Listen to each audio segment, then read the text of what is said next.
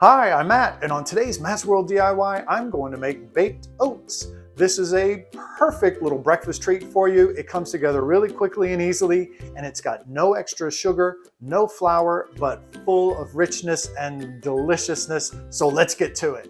To get this recipe started, preheat your oven at 350 degrees, then grab a 9x9 baking pan, and let's prepare that. So what I'm going to do is take my 9x9 pan and spray it a little bit with some vegetable spray.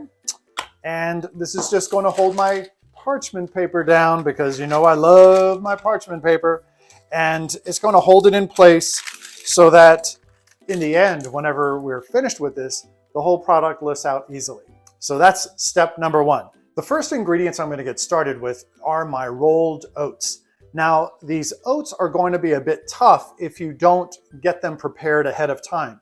So what we want to do is soak them in some milk, and you can use animal-based milk or you can use a plant-based milk. It's totally up to you.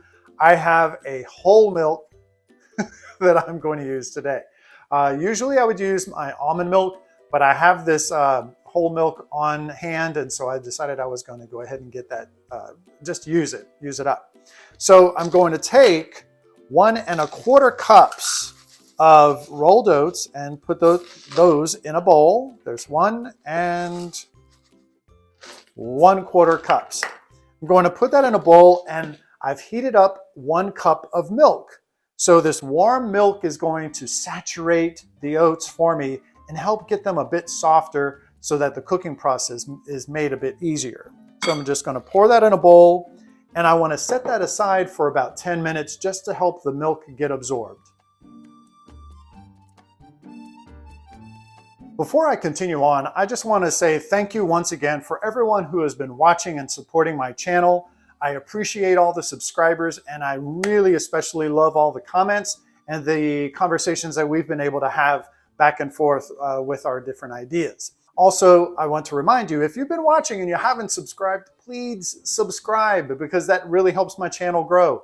And I've been growing my channel very well so far, but I would like to continue, obviously, to further develop this channel. So this recipe is one that if you're looking for a healthy but hearty treat in the morning, or you can eat this any time of day, but it's typically a morning thing whenever you eat oatmeal.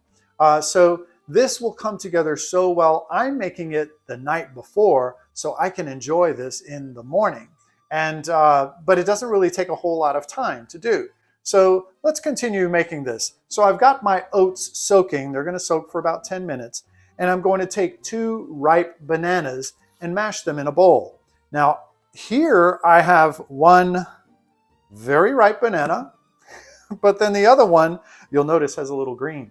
But you also notice there's a little bit of black. And the reason why that black is there is because I have tried to advance the age of this banana quickly. And all you have to do if you want to soften up a banana that's really not quite ripe, stick it in the microwave for just a few seconds and it will become really soft. You see how soft that is? And it will sweeten up.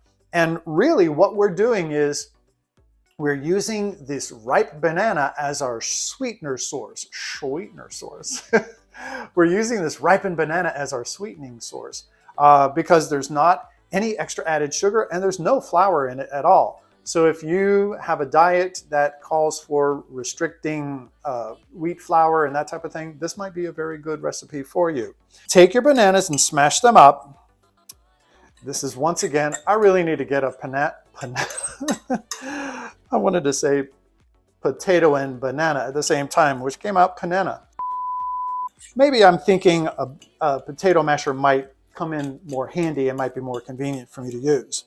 But if you don't have one, you can always make do with what you've got. So my bananas are mashed, and I think I'm going to leave it just a little bit lumpy because I don't mind a little extra added banana texture in my food. To my bananas, I'm going to add just a pinch of salt that will help enhance our flavor.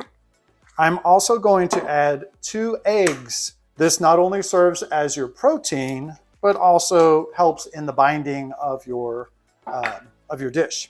To my banana mixture, I'm also going to add a teaspoon of baking powder. To my bananas, I'm going to add 4 tablespoons of cocoa powder. Make sure you are putting your cocoa powder through a sifter because it is notorious for clumping up.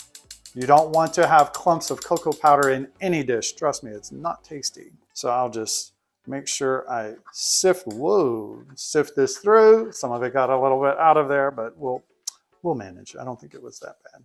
And mix that up well. Incorporate that cocoa powder. Cocoa powder naturally wants to run away from moisture, so it can sometimes be an effort to get incorporated into any liquids that you have. So just work on that a little bit. Cocoa powder, like powdered sugar, will go from being very dry and like to incorporated all of a sudden. So just work on it and it'll come together. This actually looks very good. It smells like a delicious little candy, but if you tasted this would not be that would not be really candy-like. I also want to put in a handful of raisins. I like raisins, and if you like raisins, you can put some in too. I'm only putting in probably about a 1/4 cup, but I'm just going to measure it by my handful. I usually have raisins in my oatmeal in the morning, so why not put it in my baked oatmeal that I'm creating tonight?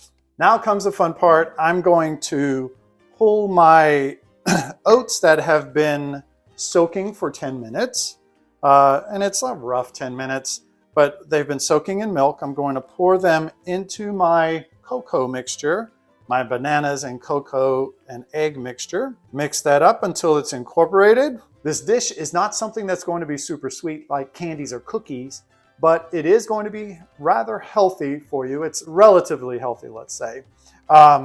So I encourage you to go ahead and give it a try. Now I'm going to pour it into my 9x9 lined pan. I'm just going to smooth it out into the pan. The final thing I'm going to do before I put this in the oven is I'm going to top it with some slivered almonds.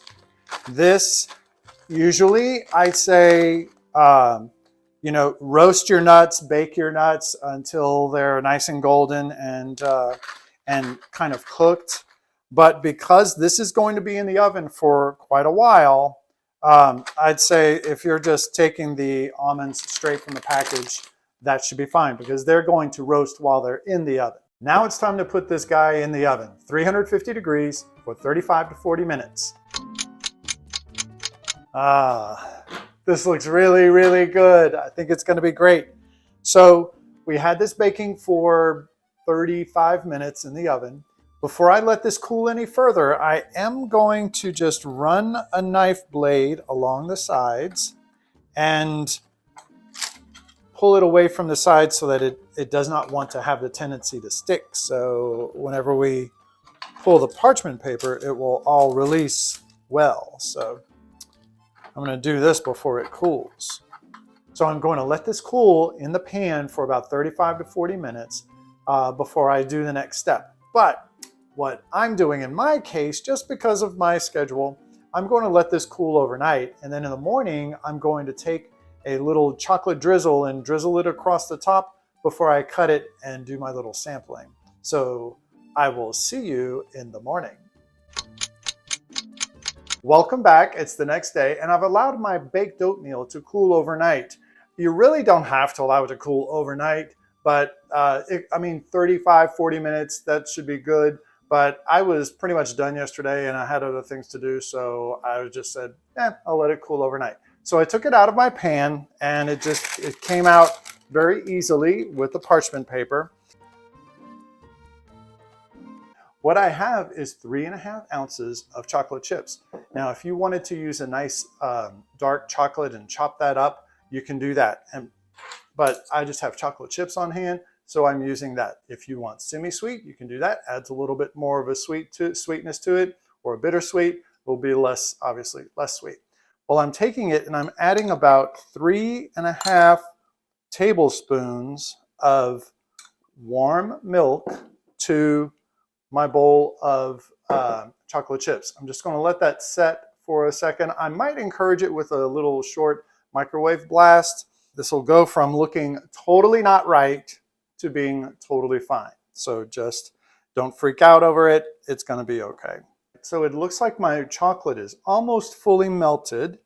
And all you have to do if you're thinking that it's not hot enough, it's not going to melt all the way, again, just have a little bit of patience and take a little bit of time with it and it'll be fine. I'm going to change my plan. I was going to put this in a little baggie and then snip the end and then do a cute little drizzle. I think I'm just going to pour it straight from the bowl because why? I'm feeling a little lazy. I think it's going to turn out fine if I just do a nice rustic drizzle with the spatula over the. I keep wanting to call it a cookie because it looks like a cookie, but over the baked oatmeal. If you have any suggestions of what you think might be a good addition to the baked oatmeal, let me know in the comments below. I put in a few raisins, so that's good. But you may have other ideas. So I'm going to let this chocolate set for a bit before I come in with my knife and cut a little piece off. So we'll be right back. So I've left my baked oatmeal in the refrigerator just for a few minutes to help that chocolate set. And now I'm ready to cut into it. I'm really excited. I can't wait. So I'm going to cut just some reasonable sized pieces that are not going to be too big because I think this chocolate on here is going to make this a very rich little treat. This is a delicious little treat that you can have any time of day. You could start your day off with it in the morning. You could, if you need a little pick-me-up in the afternoon, it's the perfect little snack to grab and go. I hope you get a chance to make this recipe. And if you do, let me know in the comment section below what you think.